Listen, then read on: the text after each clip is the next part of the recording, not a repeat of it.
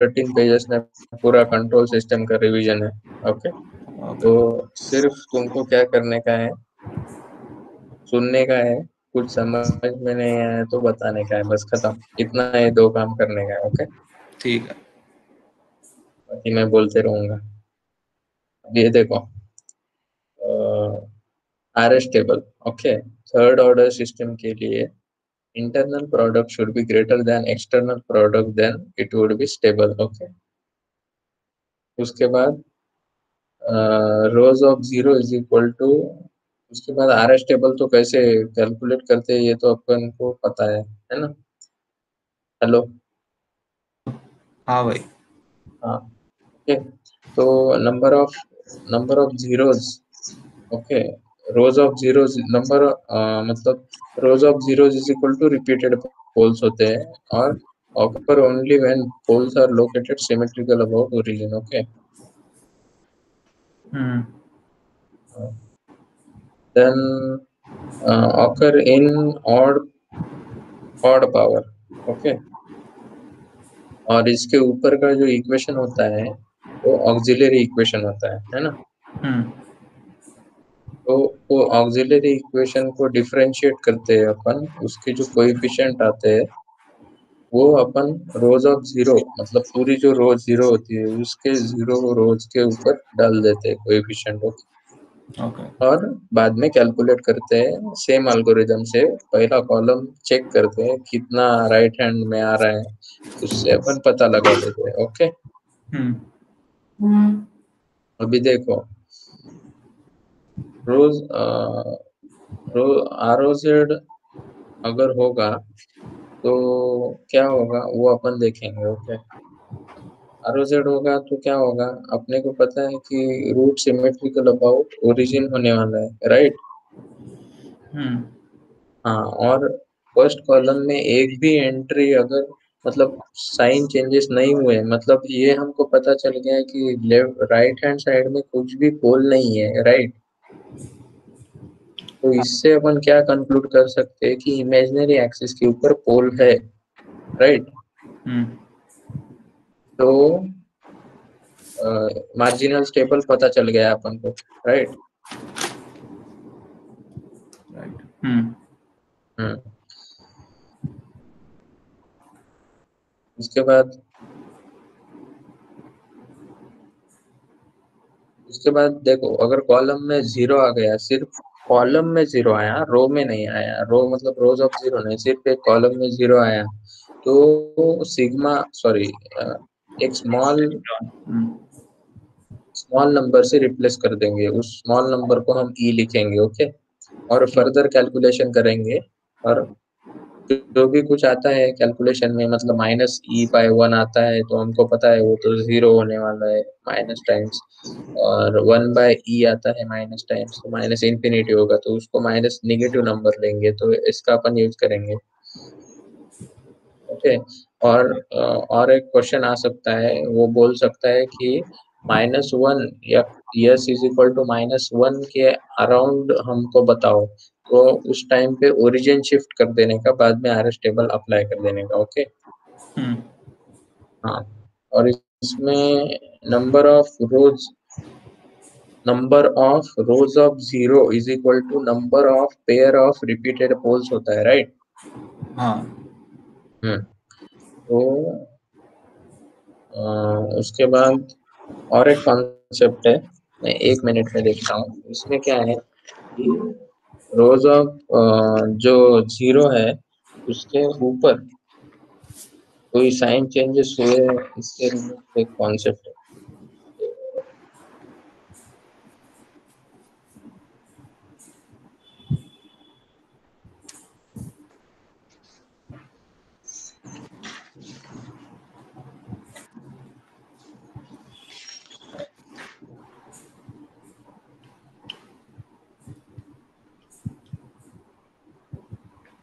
हाँ, रोज auxiliary equation के नीचे number of sine changes will show you, number of sign changes below auxiliary equation is equal to number of pair of RHP which is symmetrical about LHP. Okay.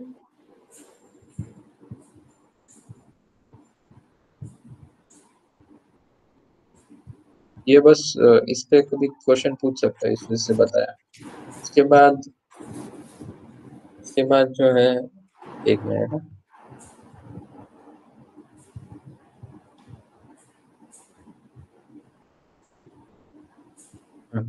इसके बाद further basic first chapter का transfer function का इसका क्या आएगा, G upon 1 plus G H आएगा। Okay. Sensitivity of A with respect to B क्या आएगा, delta A divide by delta B divide by B. कभी कभी सेंसिटिविटी में कंफ्यूजन हो सकता है क्योंकि वो स्टेडी स्टेट एरर की सेंसिटिविटी पूछ सकता है, अल्फा बता सकता है। तो ऐसा कंफ्यूज नहीं होने का कि अल्फा तो कांस्टेंट है तो कैसे निकालना है, अल्फा को वेरिएबल मानने का और सेंसिटिविटी निकालने का। Okay. Block diagram reduction. Okay, block diagram reduction भी देख लेते हैं। पहला रूल है कि इस पॉइंट को अगर इधर लेके जाना है तो क्या करना पड़ेगा अपन को, है ना। इस पॉइंट को इधर लेके जाना है तो देखो इधर क्या मिल रहा था, इधर से क्या मिल रहा था वो सोचने का। इधर से मिल रहा था आर, तो इसको क्या करे कि आर मिले, है ना। तो इधर 1/g करना पड़ेगा।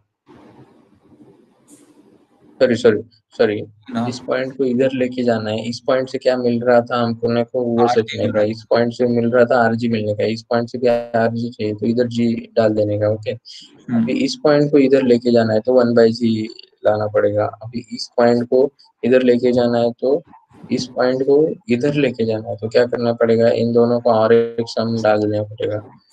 तो उसके बाद इस पॉइंट को इधर लेके जाना है तो इधर एक प्लस डालने का और इससे माइनस करना पड़ेगा। ओके।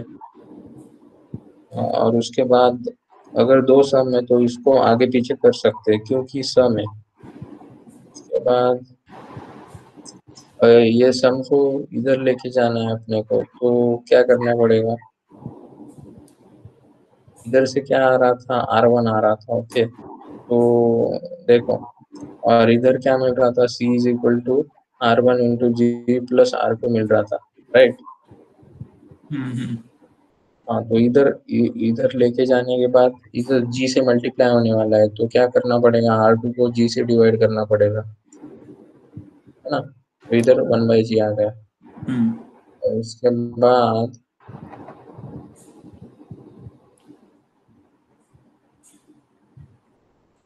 इसको इधर लेके जाना है तो क्या करना पड़ेगा, दोनों में जी डाल देने का। सिंपल है।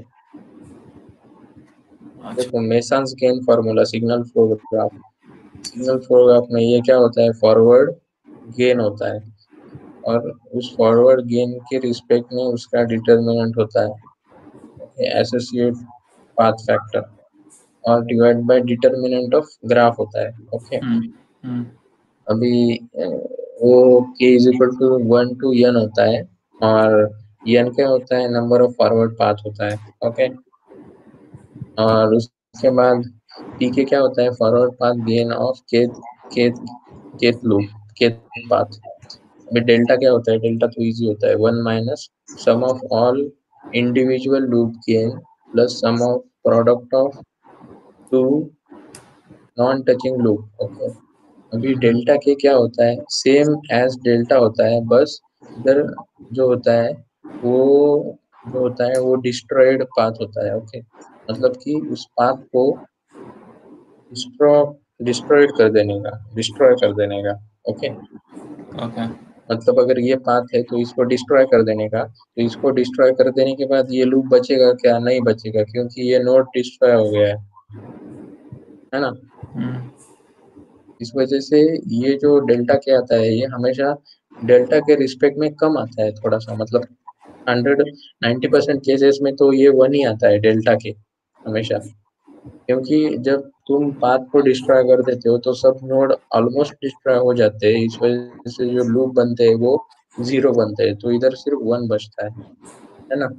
ओके। और इसके बाद भी फॉर्मूला है बट उसकी हमको जरूरत नहीं है, इसमें बन जाता है अपना क्वेश्चन, उतना कॉम्प्लेक्स नहीं होता है। लिमिटेशन क्या है देखो, अभी अगर सेल्फ लूप हो गया, सेल्फ लूप इसका गेन 1 है, ओके। तो मेरे को एक बात बताओ, इधर अगर y y है ऐसा एज्यूम करो, इधर अगर y है तो y is equal to y plus something होगा क्या? नहीं होगा, राइट? ये अगर सेल्फ लूप आ गया जिसका गेन 1 है तो उसको रिमूव कर देने का। ठीक है। अभी देखो इनपुट साइड पे अगर सेल्फ लूप आ गया और इसका गेन कुछ भी है तो r is equal to r times A होगा क्या? नहीं होगा, इस वजह से इसको भी डिस्कार्ड कर देने का। बस ये दो लिमिटेशन है। उसके बाद for electrical network make equation of circuit and then make the signal flow graph. Okay. अभी देखो टाइम रिस्पांस में क्या है, पार्शियल फ्रैक्शन अपना को अच्छे से बनने चाहिए। एरर क्या होता है, मतलब सिंपल एरर। ओके, वो तो बाद में देखेंगे अपन।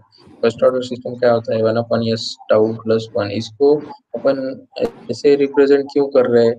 इससे अपना फायदा होने वाला है। क्या फायदा होने वाला है कि अपने को पूरे कंट्रोल सिस्टम में ओपन लूप ट्रांसफर दिया हुआ रहता है, क्योंकि ये ही प्लांट रहता है इसको स्टेबल बनाने का मोटो रहता है। ये स्टेबल हो या ना हो, फिर भी हमको और ज्यादा स्टेबल नहीं तो स्टेबल ऐसा बनाना होता है। इस वजह से this is of our interest, क्योंकि बोडे प्लॉट, नाइक्विस्ट प्लॉट, ये सब जो प्लॉट है वो ओपन लूप ट्रांसफर फंक्शन से क्लोज लूप ट्रांसफर फंक्शन की स्टेबिलिटी बताते हैं। इस वजह से अपने को इसमें इंटरेस्ट है। अपने को इसमें इंटरेस्ट नहीं है डायरेक्ट इधर से इनपुट और बीच में ये ट्रांसफर फंक्शन और आउटपुट, अपने को इसमें इंटरेस्ट है। सिमिलरली ये भी ऐसा है, ओमेगा। तो ये इसका ऑर्डर क्या हुआ, टाइप क्या हुआ इसका? टाइप 1। टाइप 1। इसका टाइप क्या हुआ? Type 1। Okay. Type 1 order 0, order 1, type 1 order. Order 2। तो ये सेकंड ऑर्डर हुआ, omega N square divide by square plus 2 zeta omega N S plus omega N square. और इधर के होगा, अगर उसका डिसिकेन के होगा तो, क्योंकि S is equal to 0 put करोगे तो डिसिकेन मेरे को याद दिलाओ, मैं डिटेल में बताता हूँ एक्चुअली क्या होता है डिसिकेन। ओके, बॉडी प्लॉट में तो इधर S is equal to 0 put किया तो omega N square divide by omega N square is equal to 1 आ जाएगा। ओके। ओके। अभी देखो ये शॉर्ट में हमको पता होने चाहिए, इसमें अपना सिग्नल सिस्टम भी रिवाइज होगा और कंट्रोल सिस्टम भी होगा और स्टेप रिस्पांस भी होगा। ओके, ये ट्रांसफर फंक्शन है, अपने को पहले इंपल्स रिस्पांस निकालना है। एक मिनट।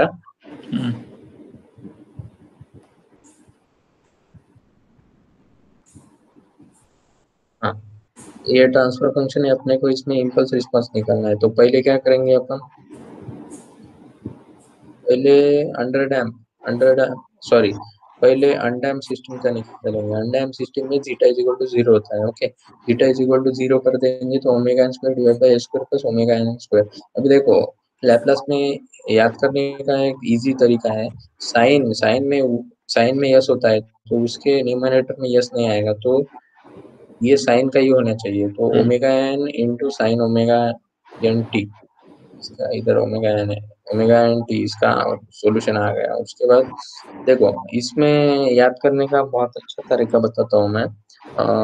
अंडर डैम सिस्टम है ये और इसके रूट्स कॉम्प्लेक्स होंगे, तो पहले अपन क्या कर लेंगे, इसके रूट्स निकाल लेंगे। इसके रूट्स अपने को पता है minus zeta omega N, minus zeta omega N plus minus under root J omega N under root minus zeta square होता है। तो अपने को ये पता है कि ये जो होता है E to power minus sigma omega N T होता है, क्योंकि ये अपन ने मैथ में सीखा था। ओके। और ये जो होता है वो साइन का फ्रीक्वेंसी कोएफिशिएंट होता है, तो ये भी अपन ने मैथ में सीखा था। बस ये याद रखने का है अपने को, ये बिल्कुल याद नहीं रखने का। ओके, मतलब ये जो अपना इक्वेशन है इसका इसका डायरेक्ट रूट निकालने का, क्वाड्रेटिक का फॉर्मूला लगा के, तो ये जो याद करने की मेहनत है ये अपनी बच जाएगी। तो सिर्फ ये याद करने का है, omega N divide by under root 1 minus zeta square, क्योंकि रिजल्ट याद होना चाहिए। क्योंकि ये सब लैपलास तो नहीं करते बैठोगे ना एग्जाम में, तो ठीक है अपन इधर देख लेंगे। तो देखो इधर कैसे करने का रिजल्ट प्रूफ वो देखेंगे अभी। इसको परफेक्ट स्क्वायर बनाएंगे तो यस प्लस ए का होल स्क्वायर प्लस दिस का होल स्क्वायर, तो ये इधर प्लस आ गया, मतलब अपने को ये पता चल गया कि ये जो है वो ई टू पावर आएगा। और उसके बाद ये जो है वो साइन का ये आएगा, मैग्नीट्यूड आएगा, और ये कंपनसेट होगा थोड़ा सा, ओमेगा एन बाहर आएगा, एक ओमेगा एन बच जाएगा, under root one minus zeta square इधर आ जाएगा। ओके, इसका रिस्पॉन्स ऐसे आएगा।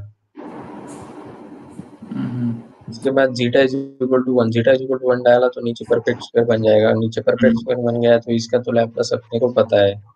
इसका लैप्लास क्या आएगा, ओमेगा एन स्क्वायर, इसको कॉमन लेंगे बाहर, omega N square E to the power minus omega N T into T. Okay, तो उसके बाद ओवरडैम सिस्टम, ओवरडैम सिस्टम में क्या होगा, overdamped system is very easy, क्योंकि वो जो रूट्स है उसके ओवरडैम सिस्टम के, minus zeta omega N plus minus under root omega N under root one minus zeta square, sorry zeta square minus one. Okay, तो ये दोनों डिस्टिंक्ट रियल रूट है, डिस्टिंक्ट रियल रूट में अपना partial fraction work कर जाएगा, है ना। तो इसमें ज्यादा टेंशन लेने वाली बात नहीं है इसका रिजल्ट याद करने में, है ना। तो इसका रिस्पॉन्स ऐसा आएगा, क्योंकि at T is equal to zero भी जीरो आएगा, at T is equal to infinite भी जीरो आएगा। ओके, क्योंकि इसका स्टेडी स्टेट एरर ऐसा फाइनल वैल्यू और इनिशियल वैल्यू से निकाल सकते हो तुम। उसके बाद सबसे इम्पोर्टेंट है स्टेप रिस्पॉन्स। देखो अभी स्टेप रिस्पॉन्स में सबसे ज्यादा पार्शियल फ्रैक्शन यूज कर होता है, इस वजह से एग्जाम के पॉइंट ऑफ व्यू से ये हमको मतलब बहुत ज्यादा अच्छे से याद होना चाहिए। ओके, अभी इसमें कोई दो राय नहीं है। और पता आप, क्योंकि अपने को तो पता ही है ना कैलकुलेट कैसे करते हैं, तो एग्जाम के लिए कैलकुलेट नहीं कर सकते भाई, एग्जाम के लिए याद करना पड़ेगा। ओके, तो देखो इसमें zeta is equal to zero कर दिया, zeta is equal to zero कर दिया तो ये सी एस आ जाएगा, सी एस मतलब आउटपुट है, वो वन बाई एस मल्टीप्लाई कर दिया है मैंने, क्योंकि स्टेप रिस्पॉन्स है। ओके, तो ए की वैल्यू सी की वैल्यू जीरो आएगी, बी की वैल्यू माइनस वन आएगी, ए की वैल्यू वन आएगी। ओके, तो इसके बाद सी एस ऐसे आएगा, तो ये क्या होगा, one minus cos omega N T. उसके बाद ये होगा, तो इसमें ए बी सी की जो वैल्यू आएगी उससे ये सब आ जाएगा, इससे ये सब आ जाएगा, C S equal to one minus E to power minus zeta omega N T cos omega D T. Omega T क्या है, डैम्प्ड फ्रीक्वेंसी है, damped frequency, omega N under root one minus zeta square. ठीक है, हाँ, तो one minus E to power minus zeta omega N T cos omega D T minus zeta divide by under root one minus zeta square, इधर भी जो frequency थी वही थी। Okay, one minus zeta omega N T sine omega D T, तो इसको अपन ये common लेंगे, तो अपने को पता है कि cos theta is equal to zeta होता है, और वो under root one minus zeta square is equal to sine theta होता है। ओके, हाँ, और ओमेगा एन रेडियस का सर्कल बनता है रूट लोकस में। देखो सी एस क्या आ जाएगा, ये एक के है, एक के, ये मतलब डीसी गेन ऑफ ओएलटीएफ, और ए मतलब इनपुट, इनपुट कितने स्टेप का दे रहे हो। ओके, ये जनरली वन होता है, one minus E to power minus zeta omega under root one minus zeta square, ये तो याद रखने की जरूरत नहीं है, सिर्फ इधर थीटा है और इधर under root one minus zeta square है, यही याद रख करने है अपने को। ओके, क्योंकि ये तो रूट से मिल जाएगा अपने को सीधे, इसके रूट से, इसके रूट से, इसके डिनोमिनेटर के रूट से। अगर zeta is equal to one करेंगे तो one minus E to power minus zeta omega N T minus omega N T E to power minus omega N T into T, ये भी याद होना चाहिए। उसके बाद जो है ओवर डैम्प में टेंशन लेने की बात नहीं है, क्योंकि उसमें सब रूट्स अलग अलग होते हैं, तो पार्शियल फ्रैक्शन करके सॉल्व कर सकते हो वो अपन। उसके बाद टाइम डोमेन पैरामीटर, ये इम्पोर्टेंट है।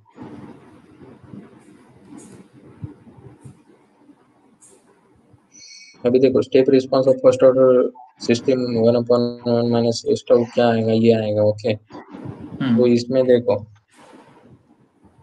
ये जो T1 है, TD है, T2 है, TS है, T2 माइनस T1 क्या होगा तुम्हारा, T2 minus T1 0.9 minus 0.1 is equal to जो रिस्पांस तुम्हारा आ रहा है V final plus V initial minus V final to power minus T by tau is equal to वो रिस्पॉन्स कर देने का तुम्हारा आंसर आ जाएगा 2.2 टाउ। ये डेरिवेशन बहुत इजी है, ये एग्जाम में भी निकाल सकते हो। ओके, बट याद करने के बाद अच्छा है। डिले टाइम क्या है अपना 0.69, क्योंकि delay time 0.5 of final output है ना। सेटलिंग टाइम क्या है तुम्हारा, सेटलिंग टाइम 0.98 के लिए 2% बैंड के लिए 4 टाउ है। ओके, ये तो फर्स्ट ऑर्डर का हो गया।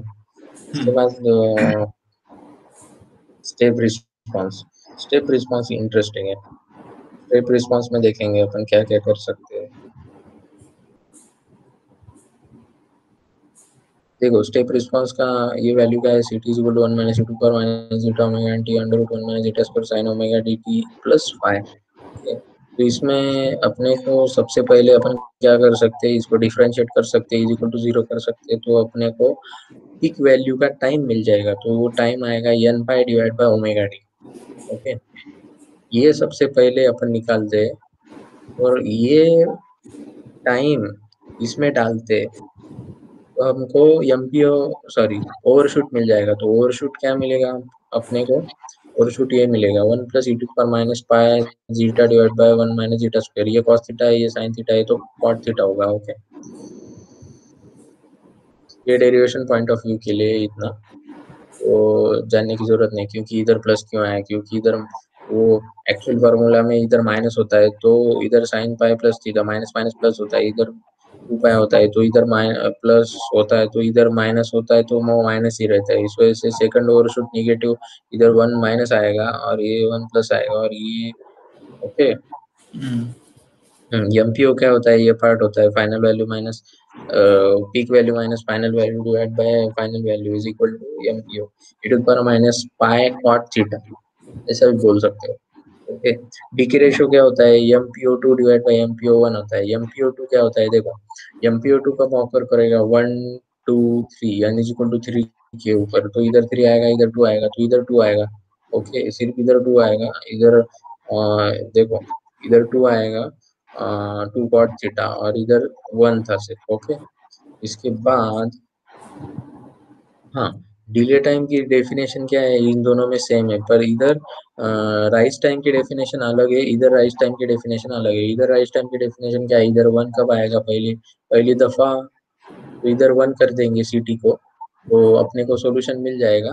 तो ये जो सॉल्यूशन मिलेगा टी आर का राइज टाइम का pi minus pi divide by omega D मिलेगा। ओके, तो उसके बाद डिले टाइम का सॉल्यूशन मिलेगा 1 plus 0.7 zeta divided by omega N मिलेगा। Okay, settling time for 2% overshoot, देखो ये सबसे इंपॉर्टेंट है, इसका डेरिवेशन बहुत इजी भी। सेटलिंग टाइम में अपन एज्यूम करते हैं कि इसका जो ऑसिलेशन है वो 0 हो चुका है, तो इधर क्या करते हैं, 0 पुट करते हैं, तो इधर साइन थीटा आ गया, तो sine theta is equal to under root 1 minus zeta square होता है, ये कैंसिल हो गया, तो 1 minus E to power minus zeta omega, ये तो फर्स्ट ऑर्डर इक्वेशन आ गया यार।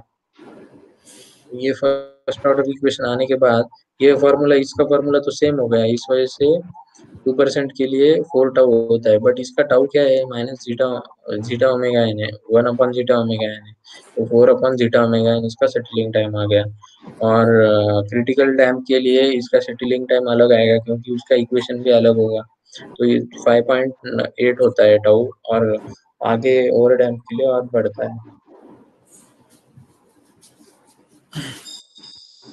उसके बाद स्टेडी स्टेट एरर। ओके, ये सबसे इजी है, सबसे इम्पोर्टेंट है, इधर भी यूज होता है। ओके, तो इसको अपन अच्छे से करेंगे। तुम्हारा मीटिंग पॉज होता है क्या? पॉज नहीं होगा भाई, रिकॉर्डिंग स्टॉप हो जाएगा। ओके यार, ये जूम अच्छा है फिर इससे, क्योंकि इधर मेरे को फोटो भी दिखेगा, अभी मैं कैसे किसको बोल रहा हूँ मैं, मेरे को समझ में नहीं आ रहा है।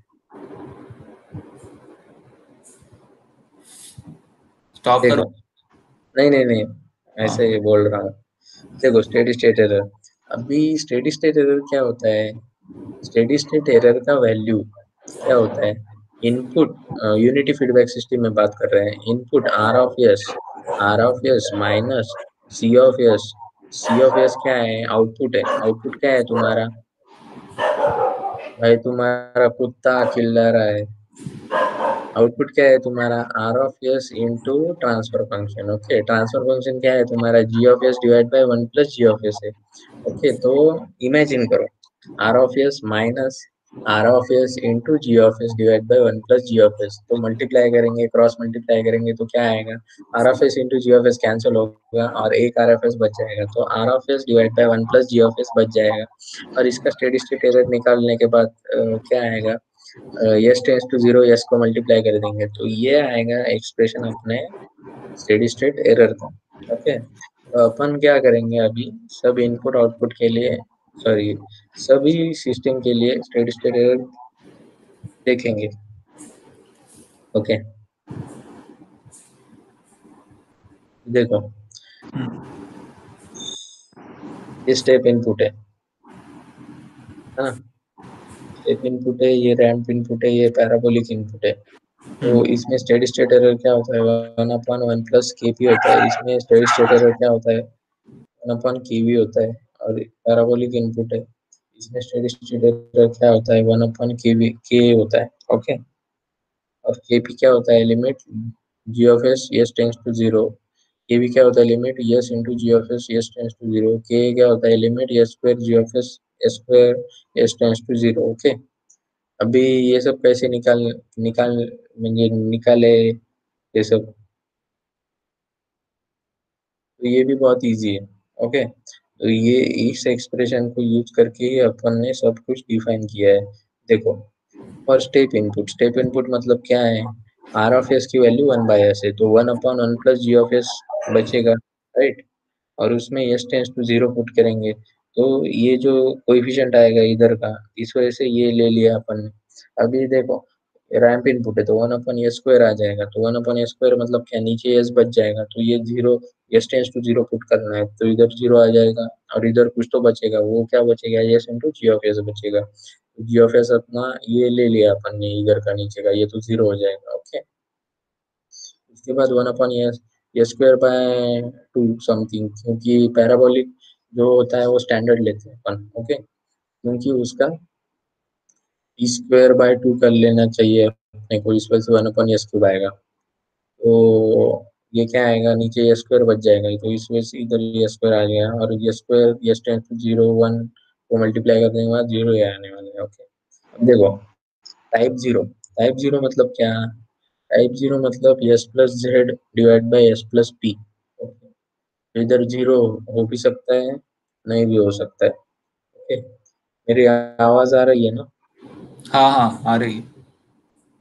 हाँ, तो यस नो ऐसा कुछ बोलते चलो, क्योंकि मेरे को समझ में नहीं आ रहा है ओके भाई, को ठीक। सुनाई दे रहा है कि नहीं दे रहा। अभी देखो ये टाइप जीरो है, देखो मेरे को एक बात बताओ, ये फर्स्ट ऑर्डर सिस्टम है ना, हाँ। तो इसको अगर स्टेप इनपुट देंगे, स्टेप इनपुट भी फर्स्ट ऑर्डर है।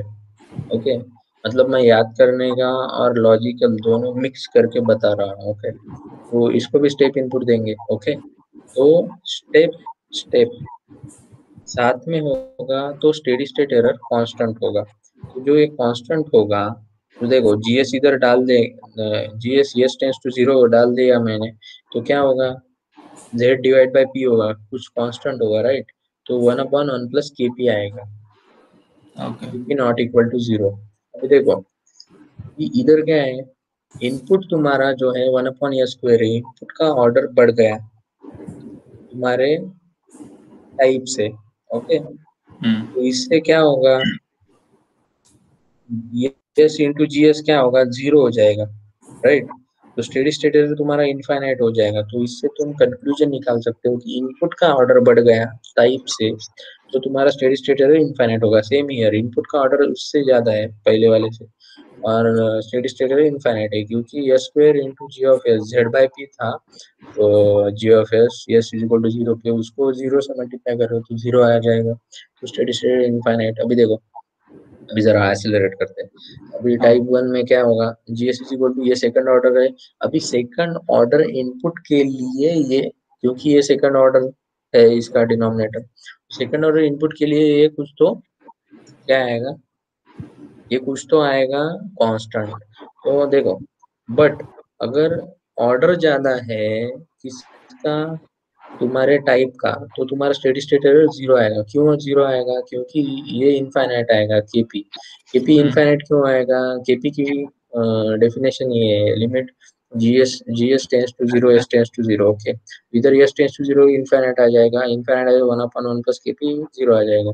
अभी इसमें कांस्टेंट आएगा, कोई दो राय नहीं, ये यस कैंसिल हो जाएगा, ये जो यस है वो कैंसिल हो जाएगा, और जेड बाई पी आ जाएगा। तो इसमें Z by P into zero आ जाएगा फर्दर, और एक यस ऊपर रह जाएगा कैंसिल होने के बाद भी यस स्क्वायर। तो इस वजह से यस इनफाइनाइट आएगा, बहुत इजी है। तो इसमें सेकंड ऑर्डर में यही कांस्टेंट आएगा, बाकी के दो जीरो आ जाएंगे। और टाइप थ्री में सब जीरो आ जाएंगे, स्टेडी स्टेट एरर है ना। इस वजह से इंटीग्रल कंट्रोल जो होता है, इंटीग्रल कंट्रोल किधर बिठाते हैं हम, पता है ना तुम्हें? इधर बिठाते हैं। जब इंटीग्रल कंट्रोल जब बिठाते हैं प्रोपोर्शनल में, तो स्टेडी स्टेट एरर जीरो होता है। क्यों जीरो होता है? उसका टाइप बढ़ जाता है, और इनपुट तो सेम था पहले वाला, और पहले वाले इनपुट में स्टेडी स्टेट एरर तुम्हारा कांस्टेंट आ रहा था। इस वजह से इंटीग्रल कंट्रोल डाल दिया तो स्टेडी स्टेट एरर जीरो हो गया।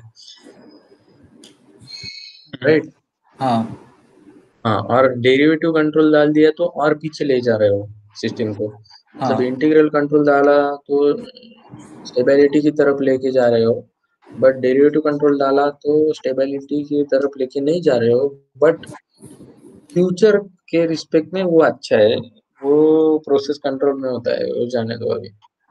ओके, क्योंकि इसमें अगर डेरिवेटिव कंट्रोल डाल दिया तो अच्छा खासा integral control steady state error को जीरो कर रहा था, तो ये कांस्टेंट हो जाएगा स्टेडी स्टेट एरर, है ना। अभी नॉन यूनिटी फीडबैक सिस्टम के लिए अपन देखेंगे कैलकुलेट कैसे करना है स्टेडी स्टेट एरर, ये भी इजी है। देखो, ये डायनामिक इक्वेशन है, डिजाइन इक्वेशन है। ओके, ये कैसे आई अपने को कुछ कर लेना देना है नहीं, ये अपने को यूज करना है एग्जाम में, राइट। हाँ तो ये कैसे आई अपने को कुछ लेना देना है नहीं। तो R s minus K into H s. R s minus Y s मतलब सी ऑफ एस आउटपुट है, इज इक्वल टू एरर होता है। तो इधर क्या होता है, ये काउ मतलब जिसने किसने पेपर लिखा उसने बताया कि इधर के एच आएगा, इधर के एच आएगा। के एच मतलब क्या, इसका डीसी गेन। ओके, तो हम्म, ये क्या आएगा, E s is equal to modify करने के बाद E s is equal to R s divide by K H minus C s आ जाएगा। ओके, देखो ओके। केस वन में क्या होगा, देखो, अगर एच एस में जीरो है, जीरो, तो क्या करोगे उसका डीसी गेन निकालने के लिए s to the power n से डिवाइड करोगे। ओके, तो ही हम्म डीसी गेन निकलेगा, क्योंकि जीरो निकलेगा डीसी गेन अदरवाइज, है ना। तो वो जीरो नहीं चाहिए अपने को, कुछ कांस्टेंट चाहिए। इस वजह से एस रेज पावर एन से डिवाइड करने के बाद के एच निकल गया अपना। तो ईएस क्या आएगा, देखो, इधर जीरोस था ना, के मतलब के एच जो था उसके साथ क्या था, एस एच एस में जीरो था। इस वजह से E s is equal to R s divide by s H power n K H minus C s. और ई एस मिल गया तो इसका लैपलास से फाइनल वैल्यू थ्योरम से स्टेडी स्टेट निकाल सकते हैं। अभी देखो, इसको अगर हमने एस एच पावर एन से मल्टीप्लाई कर दिया था, इसका अर्थ क्या निकल रहा है कि एच एस में जीरो पोल थे, एन, तो एन पोल थे तो उसका डीसी गेन इनफाइनाइट निकलेगा, पर अपने को नहीं चाहिए। इस वजह से अपन एस रेस पावर एन से डिवाइड कर रहे हैं, तो एस रेस पावर एन से डिवाइड कर रहे हैं, sorry s raise power n से मल्टीप्लाई कर रहे हैं, बट एक्चुअली लिमिट ये क्या है, K H divide by s raise power n है, तो के एच की जगह पे K H divide by s raise power n डाल दिया अपन ने, हो गया अपना काम। इसको रिवाइज करो फिर से, मतलब हम्म, ये माइंड में चला जाएगा। इसके बाद रूट लो बस, रूट लोकस, रूट लोकस तो इजी है। देखो, कॉम्प्लीमेंट्री रूट लोकस और रूट लोकस एक ही इसमें डील करता हूँ मैं, पहले थोड़ा बता देता हूँ। देखो, वेरी गुड, ये डायग्राम मिल गया। देखो, ये निगेटिव फीडबैक सिस्टम है। तो निगेटिव फीडबैक सिस्टम में अगर रूट लोकस अपन निकाल रहे हो और इधर के है एज्यूम करो, ओके, इधर के है एज्यूम करो, तो निगेटिव फीडबैक सिस्टम में क्या आएगा, जीएस अपन वन प्लस जीएस आएगा। ओके, तो जीएस अपन वन प्लस जीएस आएगा, वो रूट लोकस है ऐसा एज्यूम करो। उसके बाद सॉरी, के into G S divide by one plus के जी एस आएगा। ओके, तो ऐसा एज्यूम करो। उसके बाद क्या होगा, उसके बाद होगा कि मैं क्या करता हूँ, इधर पॉजिटिव फीडबैक लेता हूँ, वो क्या आएगा, k into G of S divide by 1 - k g of s आएगा। ओके, बट नीचे माइनस आएगा, और मैं पहले और दूसरे केस में k की वैल्यू 0 से इनफाइनाइट ले रहा हूँ, ये मेरे दिमाग में। ओके, और उसके बाद थर्ड केस में क्या करूंगा मैं, k माइनस इंफिनिटी टू 0 लूंगा और पॉजिटिव फीडबैक लूंगा। इसमें क्या होगा, के जी एस डिवाइड बाई 1 - के जी एस, बट के 0 से माइनस इंफिनिटी है, मतलब के निगेटिव है, तो निगेटिव निगेटिव पॉजिटिव कर रहा है, तो वो निगेटिव फीडबैक ही आ रहे हैं एक्चुअली। ओके, और उसके बाद मैं क्या करूंगा, निगेटिव फीडबैक लूंगा, मतलब 1 + के जी एस, और के निगेटिव लूंगा, मतलब पॉजिटिव फीडबैक आ रहा है।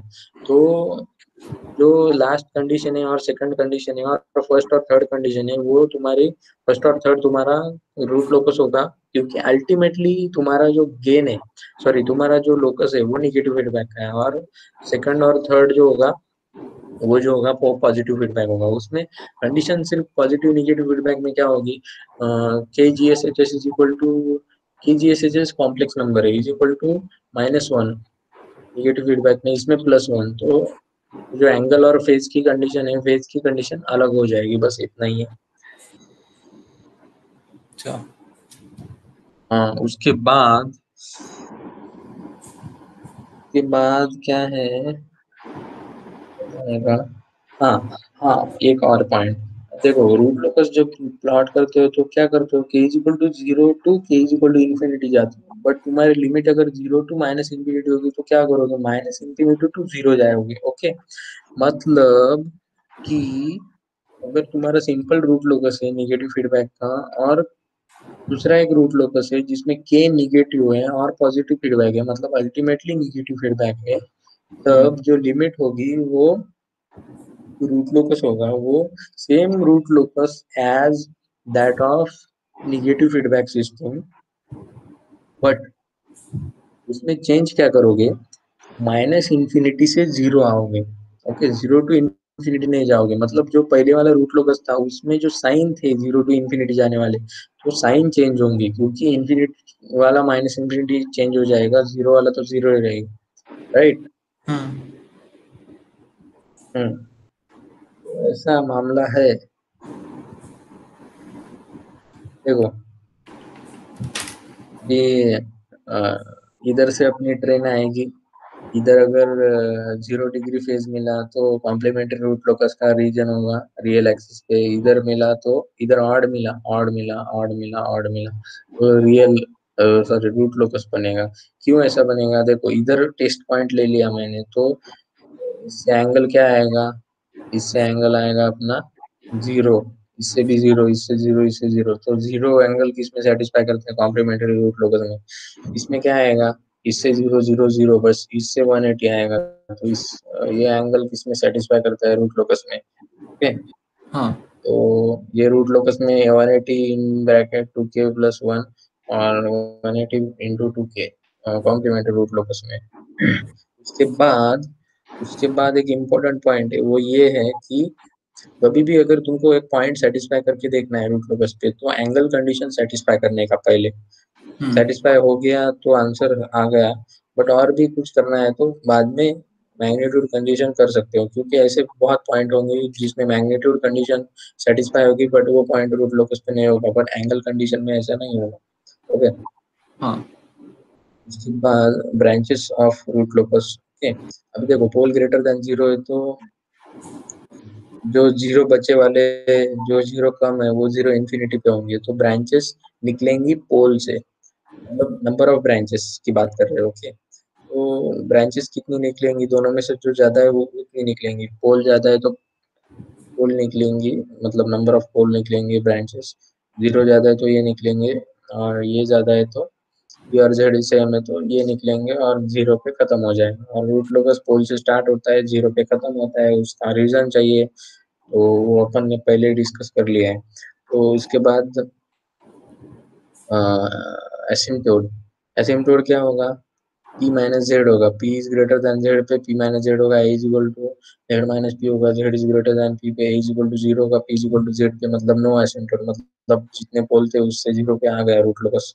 Okay, no change in both, मतलब ये दोनों के लिए सेम है, रूट लोकस और कॉम्प्लीमेंट्री रूट लोकस के लिए। देखो हाँ एंगल ऑफ एसिम्प्टोट मतलब क्या, 2α+1 into 180 divided by p minus z is p is greater than z, z minus p is z is greater than p, okay.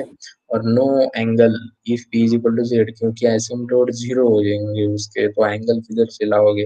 देखो अगर इधर अल्फा इज इक्वल टू 1 है तो 180, अल्फा इज इक्वल टू 2 है तो 90, 270, alpha is equal to 3 तो 60, 180, 300, alpha is equal to 4 है तो 45, 135, 225, 3 150, ये हमको याद होना चाहिए। उसके बाद इसमें क्या होगा, 2α 180 divide by P minus Z, P greater than Z. इसमें सिर्फ थोड़ा साइन का कैरी करने का है। देखो इसमें alpha is equal to zero था, जीरो जीरो, उसके बाद वन हुआ था, 0 180। और जो अल्फा की वैल्यू होती है तो 0 1 2 से लेके टी माइनस जेड -1 तक होती है, क्योंकि जीरो इंक्लूड कर रहे हो, ओके। फिर लिखना चाहिए था।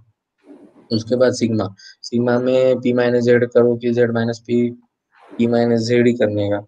उसके बाद क्योंकि इधर ऊपर भी पोल -0 कर रहे हो ना, तो नीचे भी वो मैटर नहीं करेगा। इस वजह से real part of P minus real part of Z, क्यों ऐसा लिख रहे हैं अपन, क्योंकि इमेजिनरी पार्ट भी लिख लोगे तो वो तो कैंसिल होने वाला है, क्योंकि वो कॉन्जुगेट में आता है, इस वजह से रियल लिखते हैं। इसमें कभी कभी फंसा सकता है, टेस्ट सीरीज के एक क्वेश्चन में मैं फंस गया था। उसमें क्या था, x² + 1 था, तो मैंने वो गलती से, मेरे को लगा कि वो प्लस माइनस जे उसका इमेजिनरी पार्ट आएगा ना, तो उसमें सिग्मा के लिए वो जरूरी नहीं था, बट मैंने ले लिया गलती से, क्योंकि मैंने देखा नहीं, मेरे को लगा s+1 है तो 1 प्लस माइनस ऐसा आ जाएगा। इसमें कभी कभी फंसा सकता है, ध्यान में रखने का। ये दोनों में सेम है। ओके। और पी माइनस जेड होगा तो सिग्मा एग्जिस्ट नहीं करेगा, क्योंकि सिग्मा क्या होता है, इंटरसेक्शन ऑफ एसिम्प्टोट होता है। Break away point, break away point भी अपन ने बहुत अच्छे से डिस्कस किया था। ब्रेक अवे पॉइंट मतलब क्या, रियल एक्सिस के ऊपर ए की मैक्सिमम वैल्यू। इस वजह से d k by d equal to zero करते हैं। ऐसा क्यों, क्योंकि जब रूट लोकस में बात कर रहा हूँ, कॉम्प्लीमेंट्री रूट लोकस में, मतलब रूट लोकस से समझ लो पहले, बाद में उससे समझ लो। जब रूट लोकस निकलता है, जब निकलता है तब जीरो से स्टार्ट होता है और एक पॉइंट पे मीट करता है ना, ऐसा एज्यूम करो कि मीट कर रहा है, ऐसा लिए अपन, और उससे निकलता है, तो इस पॉइंट पे के की वैल्यू मैक्सिमम होगी, तो ये ब्रेक अवे पॉइंट होगा। तो ब्रेक इन होगा, ब्रेक अवे होगा, वो जाने दो, ब्रेक पॉइंट होगा, ये ध्यान में रखो। और जब जी उधर से आ रहा है, इधर जीरो की तरफ, जो अगर जीरो रियल एक्सिस पे है तो z is equal to something, sorry k is equal to something to k is equal to infinity जा रहा है, तो मिनिमम वैल्यू ऑफ k मिलेगी किसमें, ब्रेक इन में, और ब्रेक अवे में मैक्सिमम वैल्यू मिलेगी k की, but with respect to that real axis, ये समझ लो, ओके। ठीक है, अगर समझना नहीं है तो d K by d s equal to zero कर दो, जो पॉइंट सेटिस्फाई करेगा यस का वो ले लो। मोस्टली इसका जो है वो इससे देख लेते हैं अपन यस का पॉइंट, क्योंकि रियल एक्सिस पे पॉइंट है ना। इसके बाद angle of departure, angle of डिपरेचर ये तो सबसे इजी है ना। देखो अपना ट्रांसफर फंक्शन क्या है, जीरो डिवाइड बाय पोल है, तो उसको फेज में कैसे लिख सकते हैं, angle of phi z minus angle of phi p, okay hmm. Right.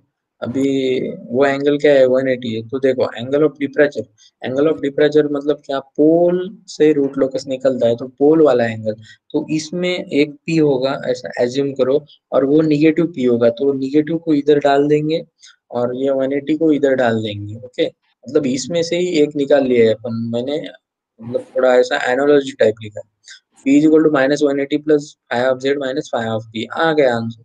तो सी आर एल में क्या होगा, 180 की जगह पे जीरो होगा।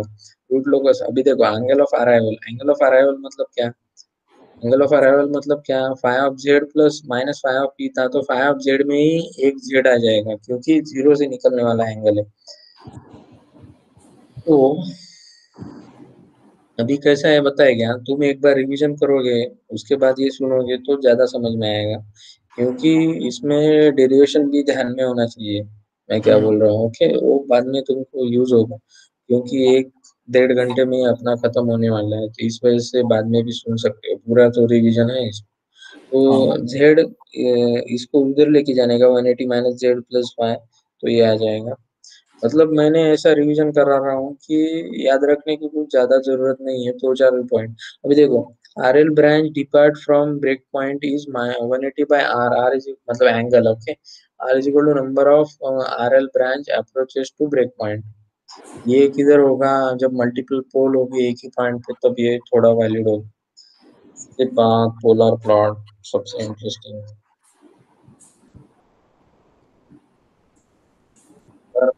इसके बाद देख, पोलर प्लॉट में कुछ नहीं है, मतलब जिधर से इम्पोर्टेंट है उधर से ही लिख लिया है मैंने, और जिधर से इम्पोर्टेंट नहीं है उधर से मैं बताता हूँ ओरल।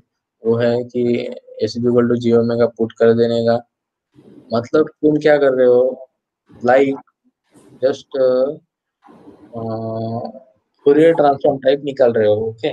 और पोलर प्लॉट मतलब क्या, पॉजिटिव फ्रीक्वेंसी की, तो फोरियर ट्रांसफॉर्म भी निकाल रहे हो, मतलब यस प्लेन है तो उसमें जो जो ओमेगा एक्सिस है उसका जो आधा पार्ट है, मतलब 0 to इंफिनिटी, तो उसका एनालिसिस कर रहे हो तुम अपने अकॉर्डिंग, मतलब real value of an imaginary value, क्योंकि जे ओमेगा डालोगे तो वो कॉम्प्लेक्स फंक्शन है, तो उससे रियल प्लस इमेजिनरी बनेगा, राइट। हम्म कॉम्प्लेक्स फंक्शन में नहीं जाते हैं, जितना आपने को पता है उतना डिस्कस करते हैं। उसके बाद देखो, phase crossover frequency. Phase crossover frequency मतलब क्या, जिधर फ्रीक्वेंसी -180 होती है, ओके। अभी -180 में क्यों इंटरेस्ट है अपना, क्योंकि क्रिटिकल पॉइंट -1 है, -1 का एंगल -180 है, उसका पे उसका गेन 1 है, ओके। ये एंगल ऐसा क्यों आया, क्योंकि अपन ने देखा था, ये ओएलटीएफ से डिस्कशन कर रहे, तो अपने को पता है कि angle of G of H of s is equal to -1 होता है, और उसका जो गेन होता है वो 1 होता है। तो इससे अपन कुछ रिलेट करके कुछ बनाने वाले हैं नाइक्विस्ट प्लॉट में। देखो, तो ये तो बहुत सिंपल है, और इसको फाइंड आउट करने के लिए क्या क्या कर सकते हो वो भी इम्पोर्टेंट है।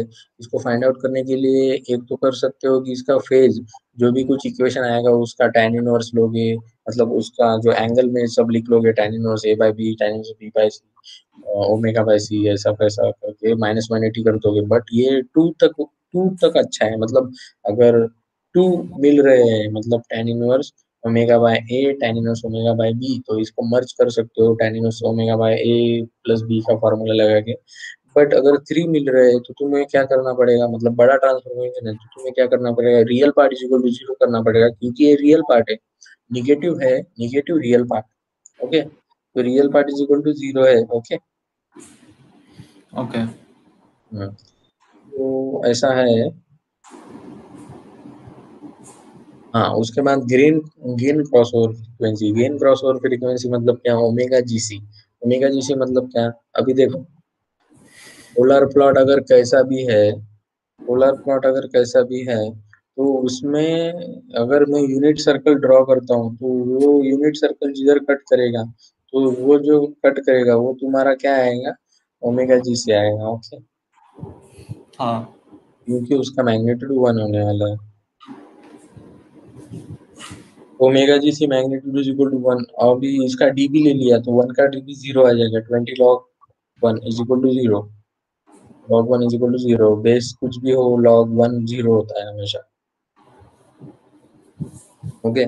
उसके बाद गेन मार्जिन। अभी देखो, गेन मार्जिन को ऐसे बता दूंगा ना कि ज्यादा करने की जरूरत नहीं पड़ेगी। देखो, एक सर्कल ड्रॉ करने का, ये स्टेबल सिस्टम है, ओके। एज्यूम करो, बाद में पता चलने वाला है तुम्हें ये स्टेबल क्यों है। तो ये सर्कल ड्रॉ करने का, उसके बाद एज्यूम करने का कि अपना पोलर प्लॉट ऐसा है, और ओमेगा पीसी मतलब क्या, अभी देखो इसको अनस्टेबल बनाना है तो क्या करोगे, इसको इधर लेके जाओगे, क्योंकि देखो एक्चुअल क्या है, जे ओमेगा एक्सिस के इधर लेके गए पॉइंट को तो अनस्टेबल बनेगा, तो बाउंड्री कंडीशन क्या है,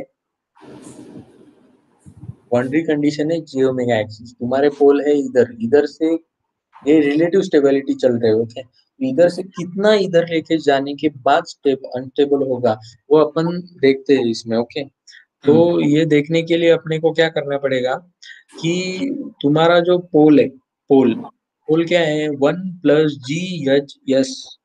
ओके, हाँ 1+GHS है, क्योंकि करेक्ट। वो denominator of characteristic equation 1+GHS है। तो उसमें अगर जे ओमेगा पुट कर दोगे तो उस पोल को इधर फोर्स कर रहे हो तुम। ओके,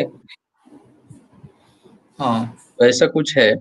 तो पोल्स को इधर फोर्स कर रहे हो तो हमको रिलेटिव स्टेबिलिटी पैरामीटर मिल जाएंगे कि वो ओरिजिन के, मतलब क्योंकि ओरिजिन के उधर गया तो अनस्टेबल हो जाएगा, तो ओरिजिन एक बाउंड्री है, तो इधर से डिसाइड कर रहे हैं अपन कि ये ओरिजिन के कितने दूर है, और कॉम्प्लेक्स नंबर है इस वजह से फेज के हेल्प से रिलेट कर रहे हैं कितने दूर है, एंड मैग्नीट्यूड के हेल्प से रिलेट कर रहे हैं। तो गेन मार्जिन मतलब क्या, कितना गेन मैं दूं कि सिस्टम अनस्टेबल होगा। ऐसा एज्यूम करो कि ये सिस्टम अनस्टेबल है, तो इधर मार्जिन अनस्टेबल होता है, इस पर इधर अनस्टेबल होता है, वो क्यों होता है बाद में बताऊंगा। तो इधर से ये जो मैग्नीट्यूड है इसका इसका एंगल तो -180 है, मतलब इसका क्या करना पड़ेगा अनस्टेबल करने के लिए, क्योंकि मार्जिनल स्टेबल करने के लिए, और इस पॉइंट को 1 बनाना पड़ेगा। तो ये पॉइंट 1 बन गया तो ये पॉइंट एग्जैक्ट इधर आ जाएगा, और इधर क्रिटिकल पॉइंट बन जाएगा। क्रिटिकल पॉइंट मतलब क्या, उस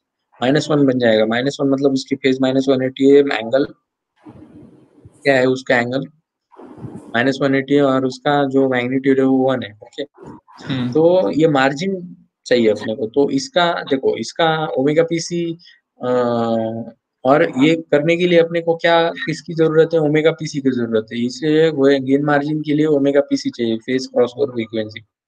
देखो, अगर फेज क्रॉस ओवर फ्रीक्वेंसी अगर मैंने ट्रांस इसमें डाल दी, अपने ओएलटीएफ में डाल दी, G F H of J omega क्या है तुम्हारा, ओएलटीएफ है ना। ओएलटीएफ कैसे कैलकुलेट करते हो, जिधर से ये आता है, एक मिनट बताता हूँ। देखो, इधर से तोड़ देते हो इधर से तोड़ देते हो, तो ऐसा ट्रांसफॉर्मेशन कैलकुलेट करते हो, क्या आएगा, जी ऑफ एच ऑफ एस। ठीक है, समझा ना। हम्म। हाँ, तो देखो अभी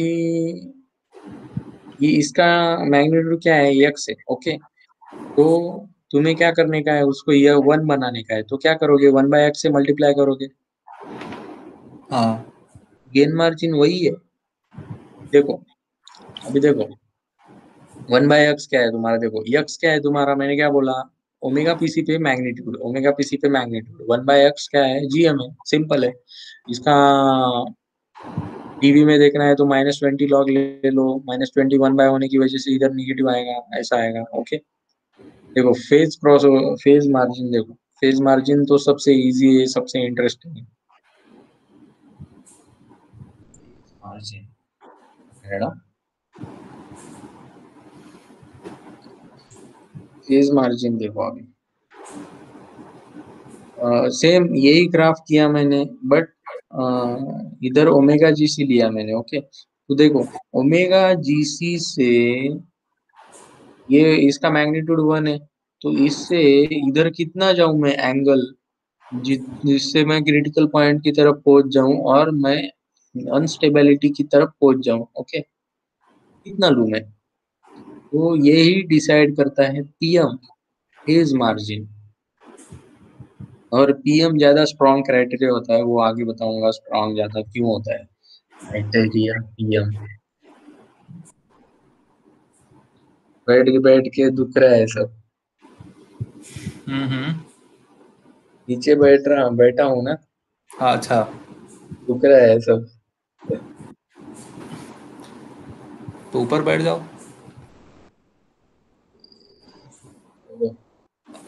लैपटॉप में देख रहे हो या आईपैड? लैपटॉप है, लैपटॉप। अच्छा। स्क्रीन किधर गया, हाँ मिल गया। हम्म, देखो अभी, और इसमें देखो अभी कैलकुलेट करते हैं जीएम को, पीएम को। तुमको फेज क्या चाहिए, -180। -180 is equal to angle of G of H of J omega G C. तो ये एंगल निगेटिव आएगा, टेंशन मत लो। तो angle of G of H of omega G C, उसके बाद क्लॉकवाइज डायरेक्शन में घूम रहे हो तुम, और पीएम तुमने पॉजिटिव एज्यूम किया है, तो क्लॉकवाइज डायरेक्शन में घूम रहे हो मतलब एंगल निगेटिव है, तो इस वजह से पीएम पॉजिटिव है, बट माइनस लगाना पड़ेगा क्योंकि क्लॉकवाइज डायरेक्शन में घूम रहे हो, राइट। हाँ, तो इसको एडजस्ट करो, अभी पीएम को इधर लेके जाओ, 180 को उधर लेके जाओ, तो PM is equal to 180 plus G of H of J omega हो गया। ओके। हाँ हाँ, तो इसको भी, इस फॉर्मूले को भी मैं एक बार समझा देता हूँ। देखो, इस फॉर्मूले को कैसे समझना है वो बता देता हूँ। पीएम इज इक्वल टू क्या बोल रहा है, 180, पहले इधर जाने का 180 मतलब क्या है, इसको फॉलो करो, इधर जाने का 180, उसके बाद G of H of J omega जाने का है तुमको, तो मतलब ये तो निगेटिव है ना यार, निगेटिव मतलब क्या, क्लॉकवाइज जाने का है। उसके बाद ये पॉइंट आ गया, ये पॉइंट को क्या बोल सकते हो तुम, ऐसा जाओ, पॉजिटिव पीएम बोल सकते हो, पीएम आ जाए। देखो, स्टेबिलिटी, स्टेबिलिटी देखो, अभी अभी मैंने बोला था कि स्टेबिलिटी अगर पोलर प्लॉट से देखनी है तो कैसे देखोगे। देखो, एक एक्सपेरिमेंट किया अपन ने, उसमें जीएम ग्रेटर देन 1 आ गया और पीएम भी ग्रेटर देन 0 डिग्री आ गया, तो वो सिस्टम स्टेबल आ गया। और उसके बाद जीएम 1 आ गया एक सिस्टम में, पीएम 0 आ गया तो मार्जिनल स्टेबल आ गया। उसके बाद जीएम लेस देन 1 आ गया और पीएम लेस देन 0 आ गया तो अनस्टेबल हो गया। ओके। और इसको डीबी में कैलकुलेट करोगे तो ये 0 से रिलेट हो जाएगा, जीएम भी 0 से लेस, 0 से ज्यादा, 1 से ज्यादा। ठीक है? देखो, इसका मीनिंग क्या है, मीनिंग क्या है समझने की कोशिश करो। जीएम इज 1 क्यों है condition, GM is equal to 1, PM is equal to 0, मतलब क्या, जीएम इज इक्वल टू 1 है ना। जीएम इज इक्वल टू 1 कब आएगा, जब जियो, ये जो G of H of J omega PC 1 आएगा। ये 1 कब आएगा, जब एक्स की वैल्यू 1 होगी, मतलब ये तो मार्जिनली स्टेबल सिस्टम है ना। अभी थोड़ी देर पहले एक्सप्लेन किया था मैंने, ये तो बाउंड्री पे ही है, उधर ही लेके आना है तो 1 से मल्टीप्लाई करना पड़ेगा। और पीएम इसका क्या है, 0 है, क्योंकि ये -180 पे ही है, तो इसमें फेज मार्जिन कितना ऐड करूँ कि ये उधर रहने वाला है -180 पे, वो उतना ही है, तो 0 ऐड कर देने का। तो इसके पहले, मतलब इसके पहले, मतलब अगर इधर है तो कितना ऐड करूँ, तो ये इधर जीएम देखो, इस ये सर्कल 1 है, 1 रेडियस का है, ओके, तो ये एक्स 1 से छोटा है, राइट। हाँ तो GM is greater then 1, PM is greater then 0, तो स्टेबल आएगा। तो देखो, ये 1 से छोटा है तो 1/x 1 से बड़ा होगा, इस वजह से ये स्टेबल आ गया। और इस जो पीएम भी है वो भी इधर इधर से एंगल बन रहा है, ओके, और वो पॉजिटिव है, तो पॉजिटिव पीएम जो है वो स्टेबल आ गया, राइट, हाँ क्योंकि इसको इधर लेके जाने का अपने को। ऐसा समझो कि उधर राइट हैंड साइड है, लेफ्ट प्लेन का। हाँ, तो इससे अपन क्या कंक्लूजन ड्रॉ कर सकते हैं, ओमेगा जीसी अगर ओमेगा पीसी से, ओमेगा पीसी अगर बाद में आएगा, मतलब ओमेगा ओमेगा पीसी बड़ा होगा ओमेगा जीसी से, इससे कंक्लूजन ड्रॉ करना। तो ये स्टेबल सिस्टम होगा, दोनों सेम होंगे तो ये मार्जिनल स्टेबल होगा, ये दोनों अगर डिफरेंट होंगे और उसमें ओमेगा जीसी ज्यादा होगा पीसी से, तो ये अनस्टेबल होगा। हाँ polar plot drawing if zero involve,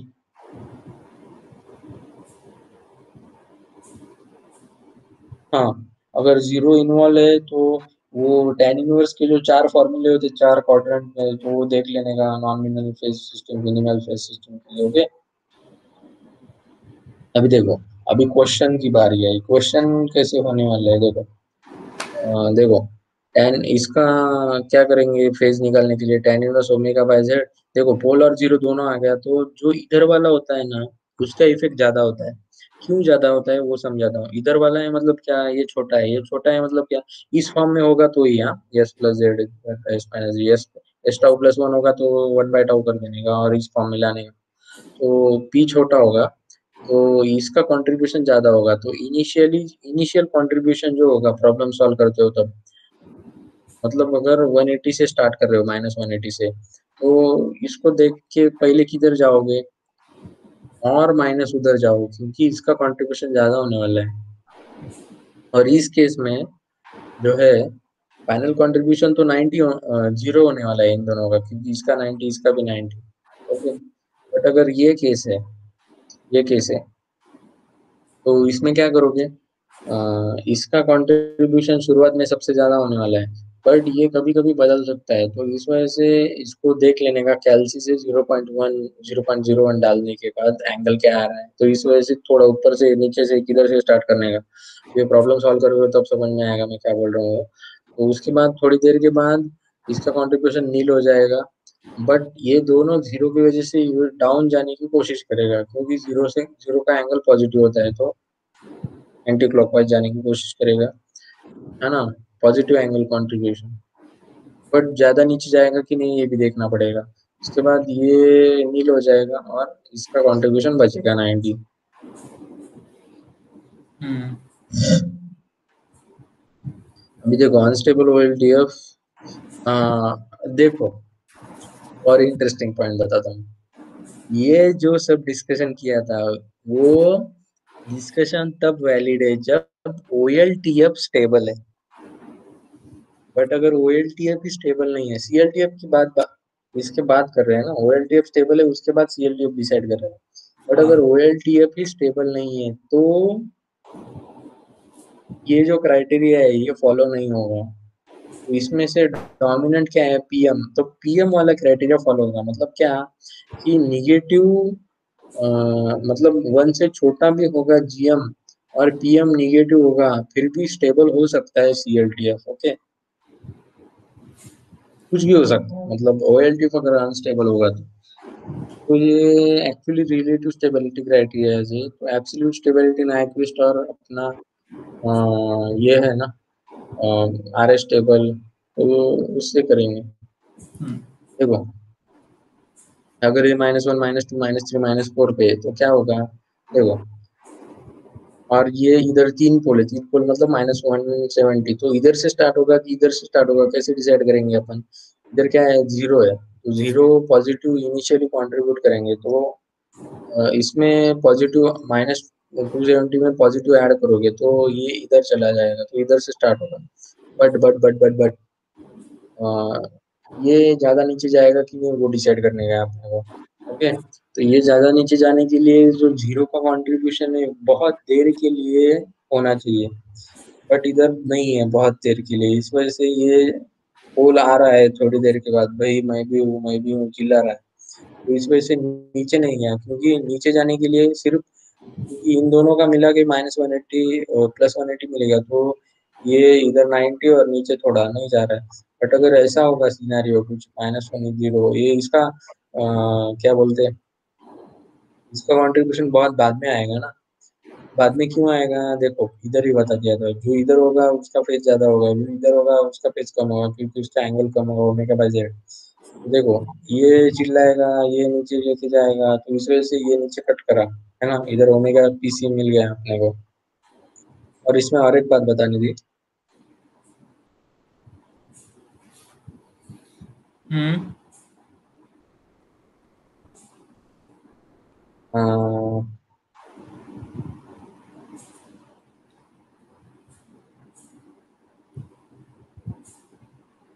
हाँ, गेन अगर जीरो जीरो से वैरी कर रहा है 1 में, तो गेन मार्जिन मिलेगा ना।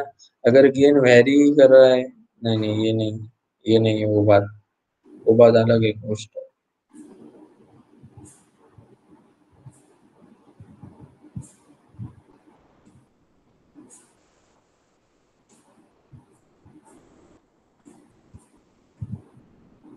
बाकी का रिवीजन बाद में करे क्या? थोड़ा सा ही बचा है, ठीक है, आप जब बोले आप। ओवरडोज हो जाएगा नहीं तो। ठीक है, तो रिकॉर्डिंग अपन क्या स्टार्ट। अपन क्या टीचर नहीं है ना। तो वो तो है। रिकॉर्डिंग स्टॉप करूं? करो।